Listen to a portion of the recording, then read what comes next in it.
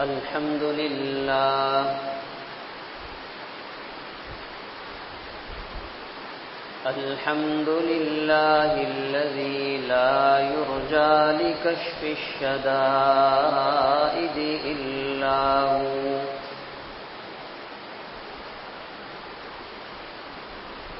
ولا يدعى لرفع المكائد إلا هو وما مراد العاشقين في الكونين إلا هو وما مطلوب الواصلين في الدارين إلا هو غافر الذنب وقابل التوب شديد العقاب ذي الطول لا إله إلا هو ونشهد أن لا إله إلا الله وحده لا شريك له ونشهد أن سيدنا ومولانا محمدًا عبده ورسوله أما بعد فأعوذ بالله من الشيطان الرجيم بسم الله الرحمن الرحيم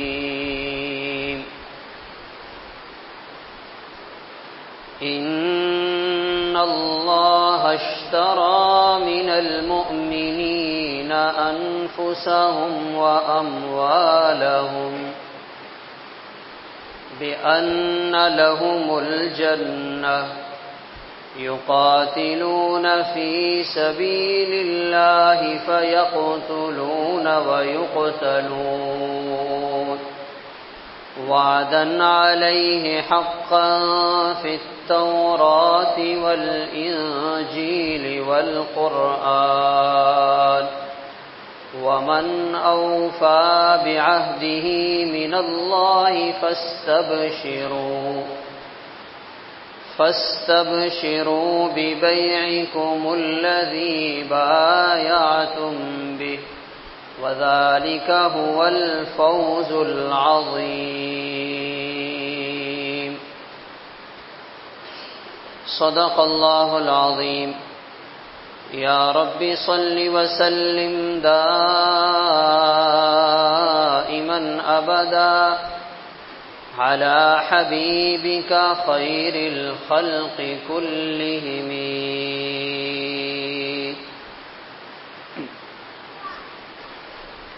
میرے واجب الاحترام قابل صد احترام بزرگوں، بھائیوں، عزیزوں، نئے اسلامی سال کا پہلا مہینہ محرم الحرام چل رہا ہے۔ آج 12 محرم الحرام سن 1446 ہجری ہے۔ اس مہینے کے ابتدائی ایام میں دنیا بھر میں سیدنا حسین رضی اللہ تعالی عنہ کا ذکر خیر کیا جاتا ہے۔ اہل بیت سے اپنی محبت کا اظہار کیا جاتا ہے۔ آج کی اس نشست میں اس بات کو عرض کرنا ہے کہ ہم مسلمانوں کا سیدنا حسین رضی اللہ تعالیٰ عنہ کے بارے میں کیا عقیدہ ہے، کیا نظریہ ہے، ہم ان کو کیا سمجھتے ہیں اور اہل بیت سے ہمارا کیا تعلق بنتا ہے۔ دنیا میں اس وقت جو فضا بنا دی گئی ہے اس سے یوں محسوس ہوتا ہے کہ جیسے یہ ہمارے نہیں کسی اور کے ہیں۔ حضرت حسین رضی اللہ تعالیٰ عنہ کا ہم سے کوئی رشتہ نہیں، ان کا رشتہ کسی اور کے ساتھ ہے۔ اور ہم مسلمانوں کو بھی اس انداز سے یہ بات بتائی جاتی ہے کہ ارے تم تو نہ اہل بیت سے محبت کرتے ہو نہ امام حسین سے محبت کرتے ہو، تمہاری ساری کی ساری محبت صدیق اکبر رضی اللہ تعالیٰ عنہ سے ہے، عمر فاروق رضی اللہ تعالیٰ عنہ سے ہے، اماں عائشہ صدیقہ رضی اللہ تعالیٰ عنہا سے ہے، اور ان لوگوں سے آپ کی محبت ہی نہیں ہے۔ اور سیدھے سادے مسلمان یہ باتیں سن کر متاثر بھی ہو جاتے ہیں کہ ہو سکتا ہے ایسا ہی ہو، اس لیے کہ ہم نے تو یہ جو گفتگو یہاں ہو رہی ہے کبھی اپنی مسجد کے ممبر سے سنی ہی نہیں ہے۔ اہل بیت کی جو محبت اور جو تذکرہ یہاں کیا جا رہا ہے ہمیں تو آج تک کسی نے یہ بتایا ہی نہیں۔ تو آج کی اس نشست میں اس بات کو عرض کرنا ہے کہ ہمارا بھی اہل بیت ہوں، سادات ہوں، حضور پاک صلی اللہ علیہ وسلم کے خاندان کے لوگ ہوں، آل عباس ہوں، آل جعفر ہوں، آل عقیل ہوں، اور اسی طرح بنو ہاشم کے خاندان کے یہ جتنے لوگ ہوں، ان سے ہمارا کیا رشتہ ہے، ان سے ہماری کتنی محبت ہے۔ انبیاء علیہم الصلاۃ والسلام کے بعد اللہ تعالیٰ نے انسانوں میں جس جماعت کو سب سے زیادہ مرتبہ اور شان عطا کیا ہے وہ صحابہ کرام کی جماعت ہے۔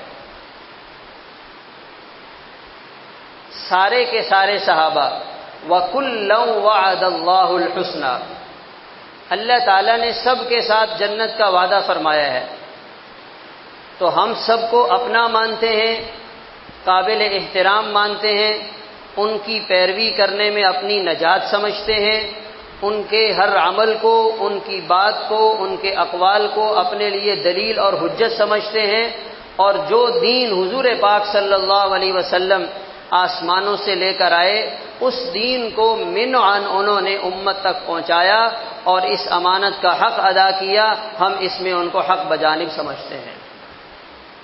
سارے کے سارے صحابہ کرام محفوظ ہیں۔ ایک لفظ ہوتا ہے معصوم، ایک لفظ ہوتا ہے محفوظ۔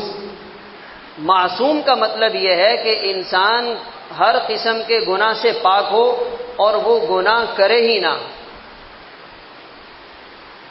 یہ معصوم ہونے کا جو درجہ ہے یہ انسانوں کی جماعت میں، اس کائنات میں صرف اور صرف انبیاء کو حاصل ہے۔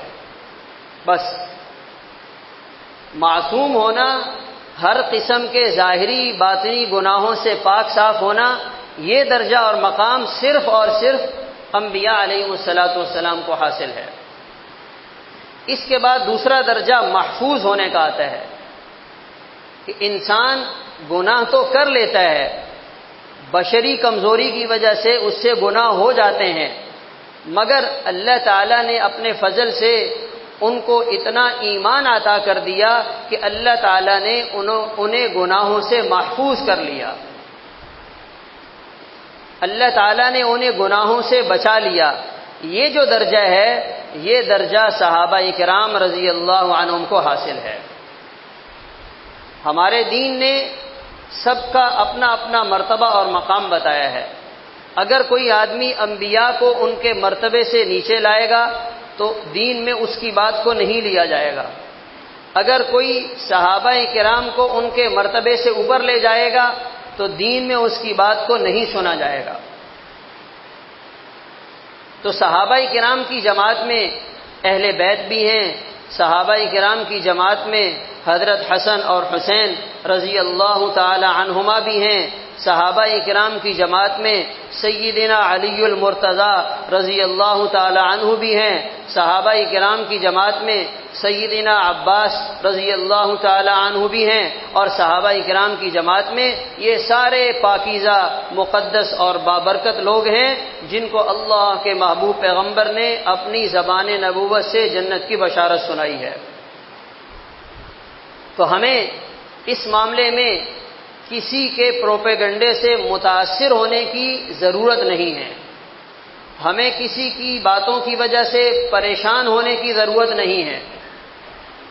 جتنے واقعات ہمیں بتا کر حضرت حسین رضی اللہ عنہ، حضرت علی رضی اللہ تعالی عنہ، ان کی شان کو بڑھانے کی کوشش کی جاتی ہے۔ یہ سب واقعات ہمارے علم میں ہیں، ہماری کتابوں میں موجود ہیں، مگر آج جو بتانے والا، سمجھانے والا اس سے نتیجہ نکال رہا ہے، جو بات اس سے اخذ کر رہا ہے، وہ بات کتابوں میں نہیں ملتی ہے، یہ اپنی طرف سے بناتے ہیں۔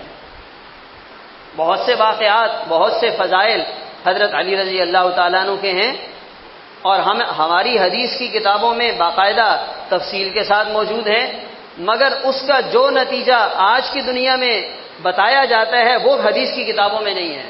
بس اس میں اتنا واقعہ ہے کہ حضرت علی رضی اللہ تعالیٰ عنہ کے بارے میں یہ فرما دیا، ان کو یہ ذمہ داری دی گئی، ان سے اپنی محبت کا یوں اظہار کیا گیا، من کنت مولاہ فعلی مولاہ، یہ باقاعدہ حدیث ہے، مگر اس حدیث کا جو مفہوم ہمیں بتایا جاتا ہے وہ اس کا مفہوم ہرگز نہیں ہے، اور نہ ہی وہ محدثین نے لکھا ہے۔ میں جس کا دوست ہوں حضرت علی بھی اس کے دوست ہیں، جس کی دوستی حضرت علی کے ساتھ ہوگی اس کی دوستی میرے ساتھ بھی ہوگی، یہ تو ایسا صاف ستھرا معنی ہے جس میں کوئی خرابی بھی نہیں ہے۔ اور ایسی چونکہ عام آدمی کو ان چیزوں کا پتہ نہیں ہوتا، میڈیکل کی لائن کی جو خرابی ہے، اگر کوئی کسی کا علاج کیا جا رہا ہے اور اس میں 2 نمبری کی جا رہی ہے تو وہ ڈاکٹر ہی پہچان سکے گا، عام آدمی کو نہیں پتہ چلے گا۔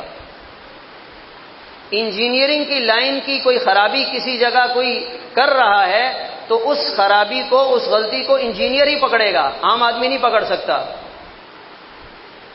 اگر کورٹ میں کوئی کیس چل رہا ہے اور وہاں کوئی کیس کو کمزور کرنے کے لیے بات شامل کی جا رہی ہے تو اس کو وہی آدمی سمجھ سکتا ہے جو اس فیلڈ کا ہے، ہمارا کام نہیں ہے۔ اسی طرح قرآن حدیث کی جو آیات ہیں اور جو نصوص ہیں اور آپ صلی اللہ علیہ وسلم کے جو ارشادات ہیں، آج ہر ایرا غیرہ بیٹھ کر اس کا اپنی طرف سے مطلب بیان کر رہا ہے، عام آدمی نہیں سمجھ سکتا، عالم کا کام ہے اسے سمجھنا اور اس کی نشاندہی کرنا۔ تو اب یہ پوری دنیا میں جو یہ ایک سوچ بنا دی گئی، بھائی خود پڑھو، خود سمجھو، کسی کے پاس جانے کی کیا ضرورت ہے، تو یہ سوچ غلط سوچ ہے۔ بے شک خود پڑھو، بے شک خود سمجھو، لیکن اس سمجھنے کے لیے، اس پڑھنے کے لیے بھی تو کسی عالم کی رہنمائی کی ضرورت پڑے گی۔ صحابہ کرام رضی اللہ تعالیٰ عنہ مجمعین سے بڑا عربی دان کون ہو سکتا ہے؟ جو پیدائشی طور پر اس عرب معاشرے میں پیدا ہوئے، عربی زبان ان کی گھٹی میں پڑی ہے۔ حضرت حاتم تائی کے بیٹے حضرت عدی بن حاتم رضی اللہ تعالیٰ عنہ، وہ ایک قرآن پاک کی آیت کو سمجھنے میں زبردست مغالطے کا شکار ہو گئے۔ جب انہوں نے اپنا وہ مفہوم آپ صلی اللہ علیہ وسلم کے سامنے رکھا تو آپ مسکرانے لگے، کہنے لگے بھئی یہ تو تم نے بڑا عجیب مطلب نکالا ہے، یہ مطلب تو ہرگز اس کا نہیں ہے۔ پھر وہ پریشان ہوئے، یا رسول اللہ آپ بتائیے اس کا کیا مطلب ہے؟ تو آپ صلی اللہ علیہ وسلم نے اس آیت کا صحیح مطلب انہیں بتایا اور سمجھایا، اس کا یہ مطلب بنتا ہے۔ لہذا قرآن حدیث کی آیات سے اگر کوئی اپنا سبق نکال کر، اپنے مطلب کی بات نکال کر ہمیں بتاتا ہے تو ہمیں وہ بات لینے کی ضرورت نہیں ہے، ہم تو اپنے علماء سے پوچھیں گے۔ الحمدللہ ہمارے پاس مستند علماء بھی موجود ہیں، قرآن حدیث کا مستند ذخیرہ ہمارے پاس موجود ہے، ہمیں تو کوئی پریشانی ہی نہیں ہے۔ جس علاقے میں کوئی ڈاکٹر نہ ہو، بندہ بیمار ہو جائے پریشانی ہوتی ہے، اب اس کا علاج کہاں سے کروائیں گے؟ جہاں اچھے سے اچھے علاج کی سہولت موجود ہو بندہ چلا جائے گا۔ الحمدللہ ہم ایسے خطے میں رہتے ہیں، ایسے ملک میں رہتے ہیں جہاں ہمارے پاس علماء کرام کی بڑی تعداد موجود ہے، اور بغیر کسی قسم کی مشقت کے ہم جا کر معلوم کر سکتے ہیں۔ تو اس لیے یہ اہل بیت اور یہ سادات اور کربلا کے میدان میں اپنی جان کی قربانی دینے والے بڑے لوگ، یہ ہمارے سروں کے تاج ہیں، یہ ہمارے بڑے ہیں، اور ان کے بارے میں ہمارے پیغمبر نے 1400 سال پہلے بڑی خوشخبریاں سنائی ہیں۔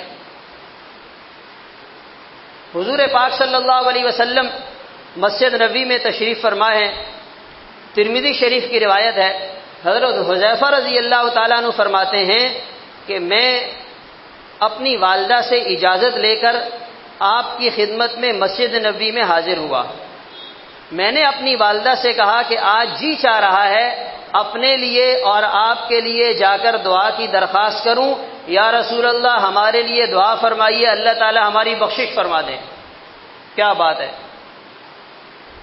آج یہ چاہ رہا ہے، طبیعت میں یہ بات آ رہی ہے کہ آج مغفرت کی دعا جا کر اپنے لیے اور اپنی والدہ کے لیے محمد الرسول اللہ صلی اللہ علیہ وسلم سے کروا لوں۔ مغرب کی نماز پڑھی،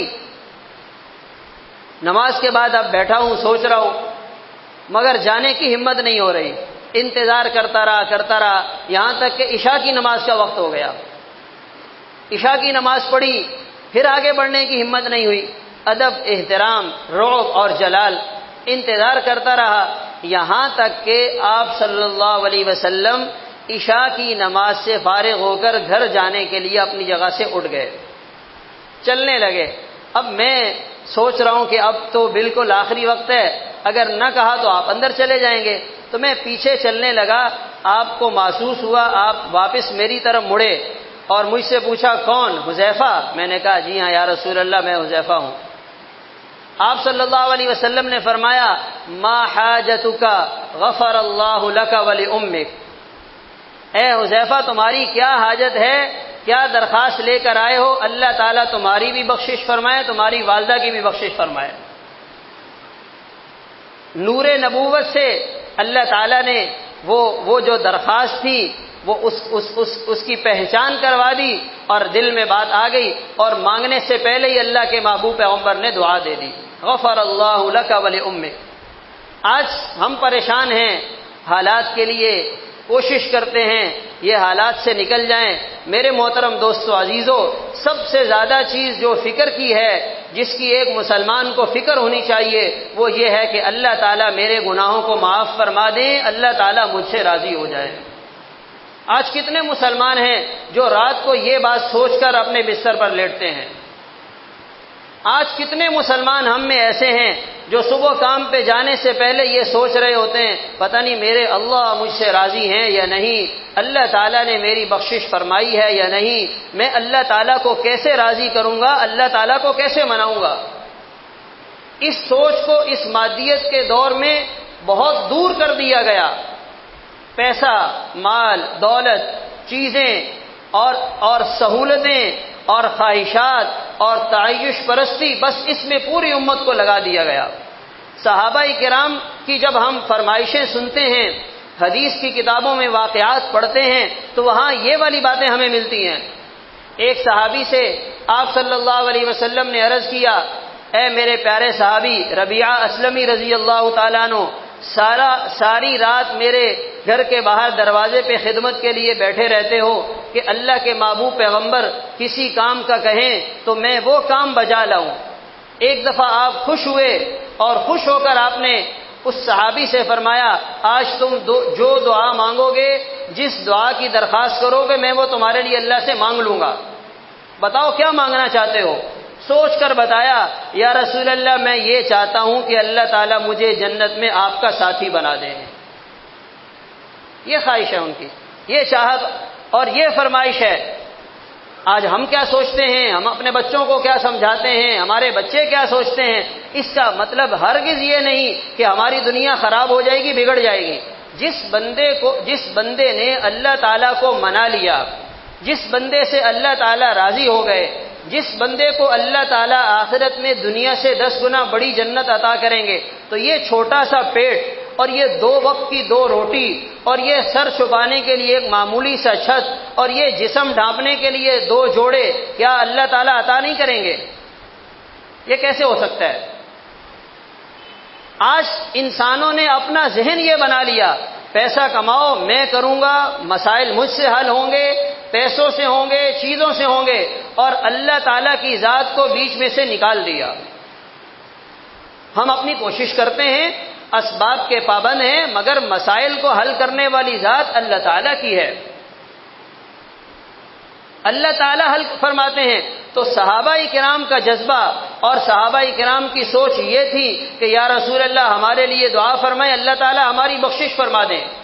ایک دفعہ انصار کی ایک جماعت مدینہ منورہ میں پانی کا بڑا مسئلہ تھا، بیٹھے مشورہ کیا کیا کیا جائے، کوئی کنواں کھود لے، کوئی نہر کا انتظام ہو جائے، پانی کی بڑی پریشانی ہے، بات چیت کرتے رہے، مشورہ ہوتا رہا، بالآخر آپس میں یہ طے کیا کہ ہم سب آج جائیں گے، حضور پاک صلی اللہ علیہ وسلم کی خدمت میں حاضری دیں گے اور آپ سے درخواست کریں گے کہ یا رسول اللہ ہمارا پانی کا مسئلہ ہے، آپ اس کے لیے دعا فرمائیں، ہمارا یہ مسئلہ حل ہو جائے، اللہ تعالیٰ کوئی انتظام فرما دے۔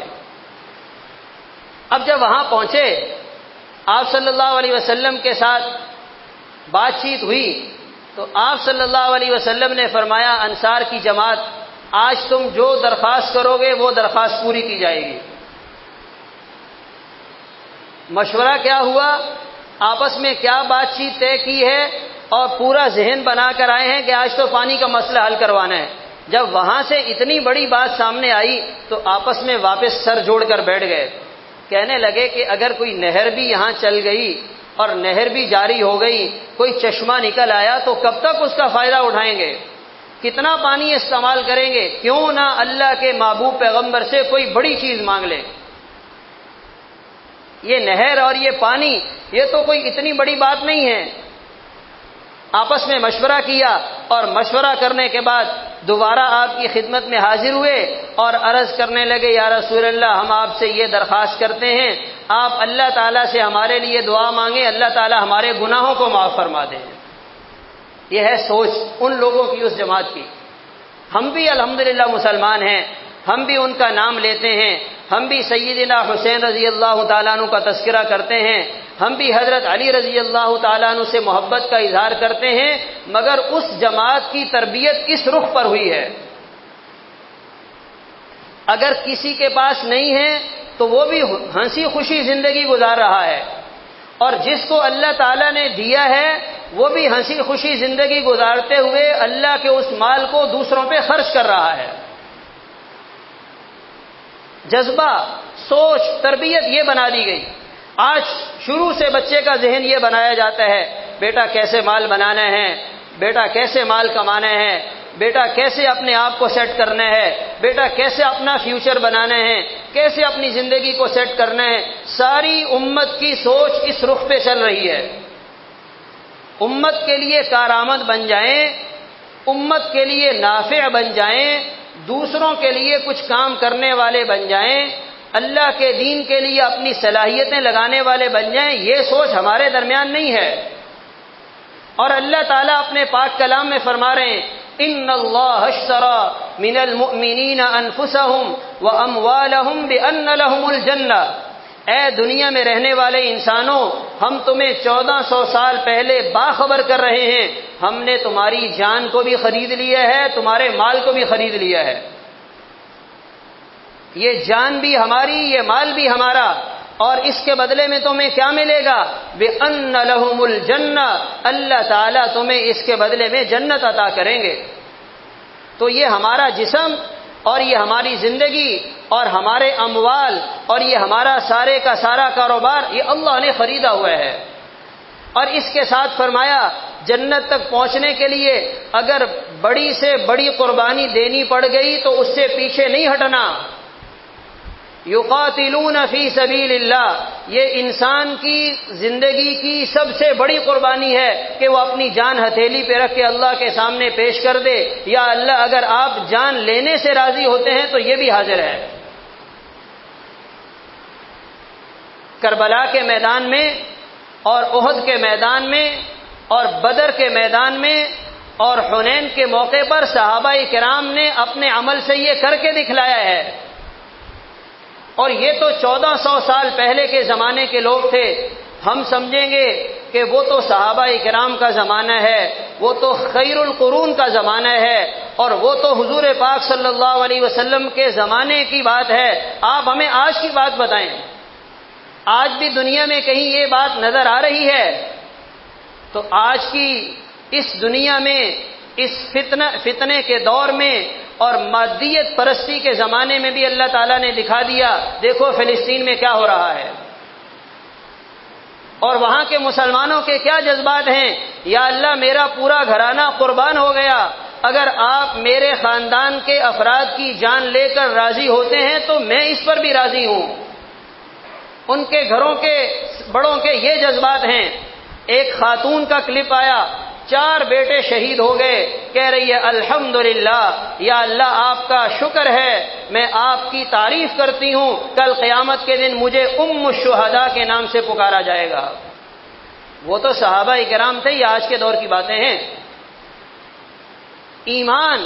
ایمانی جذبہ، جب ایمان والا یہ ذہن بنا لیتا ہے میری جان بھی اللہ کے لیے، میرا مال بھی اللہ کے لیے، میری زندگی بھی اللہ کے لیے، پھر یہ چھوٹی موٹی چیزوں سے پریشان نہیں ہوتا۔ آج کیوں پریشان ہیں؟ یہ کام نہیں ہوا، ارے کاروبار میں نقصان ہو گیا، نوکری چلی گئی، بچہ نافرمان ہو گیا، بچے کے روزگار کا انتظام نہیں ہوا، آج ہماری یہ پریشانی ہے۔ اور ادھر دیکھیں، اللہ کے دین کے لیے اس وقت پوری دنیا میں روئے زمین پر سب سے مقدس جنگ جو لڑی جا رہی ہے وہ مسلمانوں کے قبلہ اول اور وہ مسجد اقصی اور وہ غزہ کا علاقہ، جو وہاں کے ایمان والے ہیں وہ پوری دنیا کے مسلمانوں کی طرف سے فرض کفایہ ادا کرتے ہوئے اپنی جانوں کی قربانی پیش کر رہے ہیں۔ اللہ تعالیٰ ان سے کتنے راضی ہوں گے؟ شہادت کا درجہ، اللہ کی راہ میں شہید ہو جانا، یہ اتنا بڑا مرتبہ ہے، یہ اتنی بڑی سعادت ہے کہ محمد الرسول اللہ صلی اللہ علیہ وسلم اپنی زبان مبارک سے فرما رہے ہیں لَوَدِدْتُ أَنْ أُقْتَلَ فِي سَبِيلِ اللَّهِ، میں چاہتا ہوں میری جان اللہ کی راہ میں قربان ہو جائے، ثم احیا، پھر میں دوبارہ زندہ کیا جاؤں، پھر مجھے شہادت ملے، پھر میں زندہ کیا جاؤں، پھر مجھے شہادت ملے۔ یہ بات اللہ کے محبوب پیغمبر نے شہادت کے علاوہ اور کسی عمل کے لیے نہیں بتلائی۔ جنت میں جنتی پہنچ گئے، سب کچھ مل گیا، ساری نعمتیں مل گئیں، ساری سہولتیں مل گئیں۔ اللہ تعالیٰ پوچھیں گے اور کچھ چاہیے؟ وہ کہیں گے یا اللہ آپ نے ہمیں سب کچھ دے دیا۔ کسی کی کوئی تمنا ہو تو بتائیے۔ شہید وہ واحد انسان ہوں گے جو اللہ تعالیٰ سے درخواست کریں گے یا اللہ شہادت کی موت کا جو مزہ تھا ہم یہ چاہتے ہیں کہ ہمیں دنیا میں واپس لوٹایا جائے اور ہم دوبارہ آپ کے نام پر جان دے کر یہاں جنت میں پہنچ جائیں۔ شہید ہو جانا یہ اتنا بڑا مرتبہ اور مقام ہے۔ تو اس لیے میرے محترم دوستو عزیزو، یہ صحابہ کرام کی زندگی اور یہ صحابہ کرام کے واقعات اور سیدنا حسین رضی اللہ تعالیٰ عنہ کی زندگی ہمیں بتا رہی ہے ہم پوری دنیا کے مسلمان ایک جسم کی مانند ہیں، ہم امت واحدہ ہیں، ہم ایک نبی کا کلمہ پڑھنے والے ہیں، ہم ایک قرآن پاک کو ماننے والے ہیں، ہمارا دین ایک ہے، ہمارا قبلہ ایک ہے۔ ہماری صفوں میں اگر کوئی درار ڈالنے کی کوشش کرے ہمیں اس سے محتاط رہنا چاہیے، اور ہمارا جذبہ یہ ہو، ہمارے بچوں کا جذبہ یہ بن جائے یہ ہمارے بچے بڑے ہوں گے تو یہ اللہ کے دین کے لیے اپنی جان پیش کریں گے، پھر یہ روٹی کہاں سے کھائیں گے، پھر کاروبار کون کرے گا، پھر ہمارے ذہن میں یہ بات آئے گی۔ تو جو بندہ ہمیں دن میں 8 گھنٹے دے، جو بندہ ہمارے دفتر میں 1 مہینہ کام کرے، تو مہینہ پورا ہونے کے بعد کیا خیال ہے ہم اسے کچھ دے دیتے ہیں یا نہیں دیتے؟ بخیل انسان بھی اسے کچھ نہ کچھ دے کر بھیجتا ہے۔ تو جو اللہ کے دین کے لیے اپنی پوری زندگی پیش کرے گا، جو اللہ کے دین کے لیے اپنی جان کی بازی لگائے گا، تو اللہ تعالیٰ کے خزانے اتنے خالی ہو گئے کہ اللہ اسے کچھ بھی نہیں دیں گے، اس کی ضرورتیں پوری نہیں ہوں گی۔ یہ کیسے ہو سکتا ہے؟ تو اس لیے میرے محترم دوستو عزیزو، یہ زندگی بہت مختصر ہے، لوگ جا رہے ہیں، کوئی گاڑی کے نیچے آ گیا، کوئی گر کے چلا گیا، کسی کا حادثہ ہو گیا، کسی کو دل کا عارضہ لاحق ہو گیا، جانا تو ہم سب نے ہیں۔ اگر ایمان والی موت ہوگی، ایمان والی زندگی ہوگی، اللہ کے حکموں کے مطابق زندگی گزرے گی، تو پھر یہ موت بھی سعادت کا ذریعہ بنے گی، پھر یہ موت بھی خوشی کا ذریعہ بنے گی، پھر یہ موت بھی راحت کا ذریعہ بنے گی۔ آج انسان بعض دفعہ ان حالات سے تنگ آ کر اپنی جان کا فیصلہ کر لیتا ہے کہ میں اپنی جان سے ہاتھ دھو لوں گا۔ اگر زندگی کو اللہ کے حکموں کے مطابق نہ بنایا تو قبر میں کیا بنے گا؟ یہ معمولی گرمی ہے، یہ تھوڑی سی گرمی ہے، یہ اس کے مقابلے میں کچھ بھی نہیں ہے۔ یہ برداشت کرنے کا حوصلہ نہیں ہے تو وہاں انسان کیا کرے گا؟ تو اس لیے میرے محترم دوستو عزیزو، اپنی زندگی کو اس رخ پر ڈالیں جس رخ پر صحابہ کرام نے ڈالا، اپنی زندگی کو اس دین کے لیے قربان کریں جس دین کے لیے صحابہ کرام نے قربانی دی ہے، اور جو اپنی زندگی کو اس رخ پر لائے گا اللہ تعالیٰ اسے بھی چمکائیں گے، اس کی نسلوں کو بھی چمکائیں گے، اور آخرت کی ہمیشہ ہمیشہ کی کامیابی ملے گی۔ اللہ تعالیٰ کہنے سننے کے ساتھ ساتھ عمل کرنے کی توفیق عطا فرمائے۔ وآخر دعوانا